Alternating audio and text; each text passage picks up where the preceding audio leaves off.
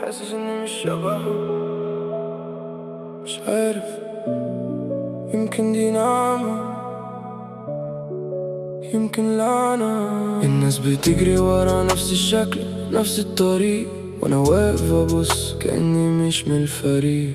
حاسس اني عايش جوا فكرة اكبر، والدنيا دي بتكسر اي حد بيفكر. عمري ما كنت عايز ابقى عادي في المسار، ولا امشي في طريق مفروض عليا اختياري. هتحمل الوجع وهدوس على المرار، انا مش شبه الحياة دي باختصار. اسف يا امي، عارف كنت عايز الامن ليا، بس جوايا حرب اكبر من الدنيا دي.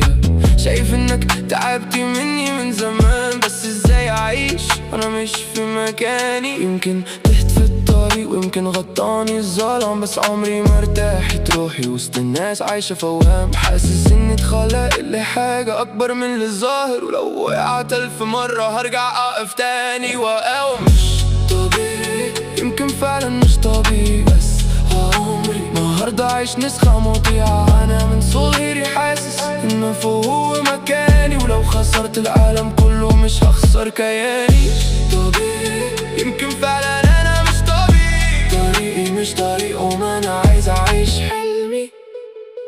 انا مرتاح بس في دماغي، في عالم ما حدش شايفه، وساعات اتعب من نفسي ومن 1000 ما احاول افشله. بس كنت بموت جوايا لما ابص لنفسي تابع، احس الحياة ناقصاها روح. لو عايش في القاع راكع، مش قادر اتقبل فكرة اني اعيش وخلاص، واصحى شغل النوم موت كأن العمر رصاص. انا من جواتي حاسس ان في مكان فوق ليا، ويمكن القدر بيتأخر او يمكن اخسر القضية. ولو الفرصة ما جاتش مش هقول ضاع الزمان، هقول حاولت بكل قوتي وما خنتش اللي كان.